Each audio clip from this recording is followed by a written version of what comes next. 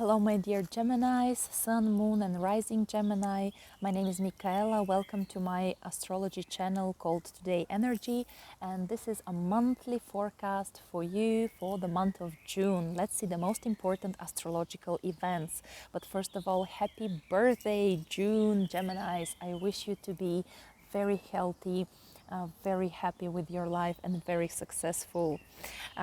June promises to be way slower, calmer than the last 2 months because in the previous 2 months we experienced eclipses. So boy, that was a turmoil of energy, right? Especially for people with fixed energies in their charts. But in June we can integrate all these energies internally. We have at the beginning of the month Mercury, Saturn, Pluto retrograde, at the end of the month Neptune as well stations to go retrograde. So it's interesting. It's slower, and of course there will be focus on these planets and their topics in our lives. At the beginning of the month though, we still feel this fiery explosive conjunction of Mars and Jupiter in Aries. That was your 11th house. It was squared by Lilith in your 2nd house. So there might have been, and you might still experience in the end of the month some provocations and passionate discussions with your friends and like-minded people generally. Because Lilith in Cancer in your 2nd house can give quite a lot of emotional turmoils, but it's mostly much ado for nothing, as Shakespeare said. So it's just tantrums, childish tantrums. Anyways, let's go further. On the 3rd of June, your ruler Mercury stations to go direct. It's a good news for all of us and for you especially. That happens in your 12th house. So there might be this pull inwards, retrospection, old thoughts, feelings coming to you. Maybe you're visiting some old place, there is nostalgia possibly, maybe you have to finish some unfinished business. Mercury rules your 1st and 4th house, so these 3 days are probably not the best to do any deals related to your property, signing contracts, selling, buying. Don't organize big discussions with your parents or relatives. But later on, after the 3rd, and even more so after the 18th of June, when Mercury goes out of its retrograde shadow, and if you don't know what is this, you can check my special video on my channel dedicated to retrograde Mercury. I explained there everything, and the information is still relevant. So after the 18th of June, the topics of your health, your body, your relationships, your home, relocations, family, parents are moving full steam ahead without any obstacles. Also, by the way, during this retrogradation and right now on the 3rd of June, you are helped by Pluto, because Mercury is trined all this time by Pluto, which gives you discernment, courage, this great convincing power. So you can be a great negotiator, you can be very convincing, you are very decisive, resilient. So Pluto gives you decisiveness and courage. That's great. On the 5th, it's a tough day, and not only the 5th but all the first 10 days of the month, I would say, because Pluto stations to go retrograde at 25th degree of Aquarius. And because Pluto is a slow social planet, we do feel Saturn. We do feel Saturnian energies quite some time and intensively. And for you, Saturn rules your 8th and 9th houses. So when it stations, there is a huge focus on the topics of passive incomes, intimate relationships, what you owe people, what people owe you. Maybe you are getting some loans, maybe there are delays and obstacles to be solved before you get your social support, alimony, loans, scholarships, okay? So because Saturn wants you to be persistent, not give up, but be patient as well. On the other hand, maybe there will be serious conversations with your intimate partner. Maybe it's about having children, having common budget. Maybe your partner currently is unemployed and waits for a better job opportunity. You better give what you owe people, what you owe government. Tax office might knock at your door because Saturn itself represents institutions and governments. It represents shrinking of the space, serious attitude, responsibility, and 8th house is about shared resources and finances. The 9th house as well is ruled by Saturn in your chart, so we talk about delays or focus on education, exams, studies, your own authority, expressing your own wisdom, knowledge, and opinions, being a teacher, traveling, being at court, collecting papers, documents, dealing with juridical system. Okay, so all of this can be a topic for you at the beginning of June, and trust me, there might be the best development of all these topics after Saturn goes again direct, which will be on the 22nd of October. Until then, Saturn wants us to be patient, persistent, mature, fight your fears, because Saturn sometimes is like, I cannot do it, it's a guilt feeling, am I good enough, am I educated enough? So work on having faith in your teachers, but also in yourself, in your skills. And especially 8th house might be about some crisis in life, internal turmoils. Gemini oftentimes deals with emotions through the head, like logically, reasonably, but this time 8th house Saturn wants you to have this emotional intelligence, to maybe contact a psychologist, a therapist, or esoteric specialist, astrologer, tarologist, someone who will help you deal with your internal insecurities, fears, traumas, mental baggage, anything that holds you back from your true mission in life and success. On the 12th, Venus conjuncts Uranus at 16 degree of Taurus. That's your 12th house, and Venus rules 12th and 5th house. I must tell you that on this day, if you have children, they might behave quite in a rebellious way, so don't be too harsh on them. They might feel like they need more freedom. You might get some sudden insights while you sleep, while you meditate, while you walk in the nature. There might be some this pleasant, interesting thoughts which might be beneficial for you feeling good, for you, your hobbies, your interests, because 5th house is about everything that gives pleasure in life.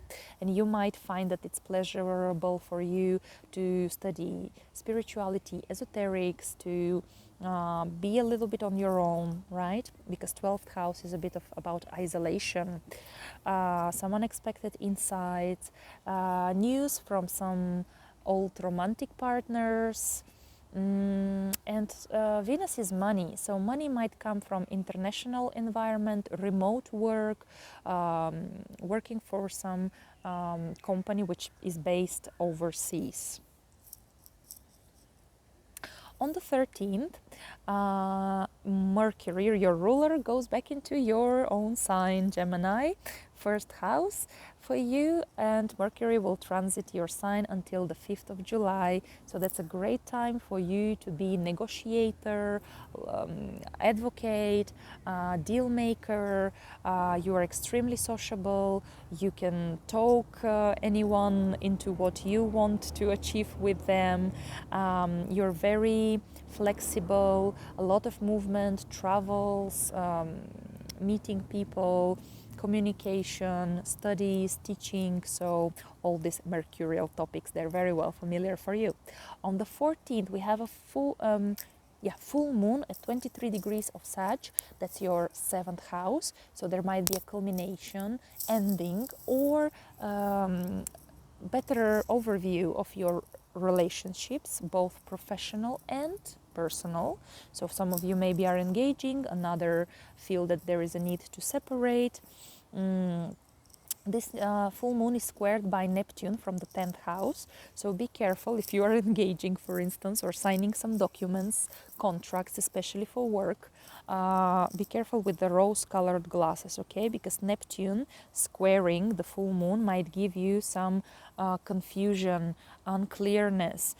Things might seem too good to be true, and most probably there will be too good to be true. On the other hand, there might be some confusion about your professional goals or unclear orders from your director, your superior, your parents.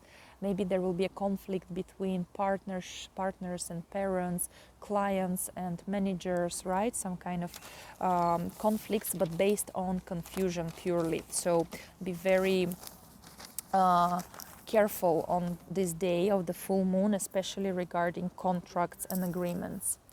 On the 16th, the Sun does the square to Neptune, first 10th house. It's a bit unclear day with unstable emotions. People might feel overtired, confused communication, and too idealized ambitions as well, okay? Or too much idealization of your mission in life or of your superiors. On the 21st, the Sun goes into Cancer, and that's your second house. So the focus will be, because where the Sun is, there is our life energy and focus, and it's gonna be for a whole month on your work and finances, making money, spending money, taking care of your body, what you eat, where you live, how you live, decorating your home environment and your self-esteem as well. On the 23rd, Venus goes into your sign, and that's your first house.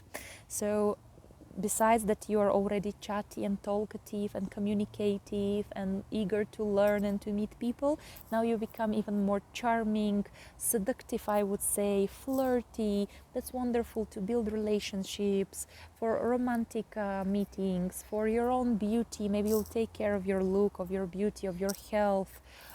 First house is our body, our health. Be careful here with sweets, but you might find some pleasant for you diet as well. On the 28th, Neptune stations to go retrograde, so we will feel Neptunian topics very much in our society. The last week of June, the first week of July, it might be news about Hollywood, actors, media, oceans, seas, water, alcohol, liquids, gas, petrol, drugs, medicine, spirituality. There might be some scandals and so on, but in your case, that's your 10th house, right? So it's great for people who work as doctors, artists, painters, writers, in the media, psychologists, actors. But for other people with other professions, there might be over confusion, over idealization of your life path, like your mission in life, your career. Should I stay or should I go? It might talk about relocation. Maybe you're going to an office overseas, possible. But be very careful, especially if it's about changing positions or dealing with superiors, parents, or someone older. There might be mixed signals, misunderstandings, and so on. It's a great for charity work as well, but be careful with your reputation, because 10th house is the most visible part of this chart, the wheel of natal chart. So it's how people see us, and you might be giving confusing mixed signals to the world. On the 29th, we have a new moon in Cancer, 7th degree of Cancer, together with Lilith. So it's your second house. We talk about new possibilities for income, but also maybe drama. Lilith in Cancer is about fake emotions, feeling offended for nothing, feeling guilty, feeling needy, clingy, like a child overall. So don't behave too emotionally about your finances, about your possessions, and most importantly, don't spend money emotionally and impulsively, okay? this new moon is squared as well by Jupiter in Aries from your 11th house. So be careful if you are asked to invest money in some charity cause, in some organization, in something that your friends are instigating you to invest into. Like, oh, we have this dancing school, but we need your money to repair the stage, right? Or something like this, or to prepare a ball. Be ready that if you give your money, you might not ever get them back, okay? Because there might be this over expansion by Jupiter to be like, okay, I'm the best friend, I'm gonna support all my friends, all my group of people, and like-minded tribe guys, right? But then you might just overstretch, or your friends might overpromise you something. Actually, let me write it down.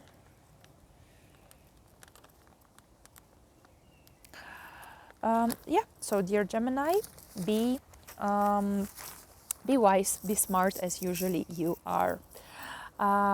Do regular reality check in the second half of the month, all right? So thank you very much for liking, sharing, watching my videos, for subscribing to my channel. It's very important and it helps me grow professionally. I wish you a wonderful, successful month of June, and I'll see you soon. Bye.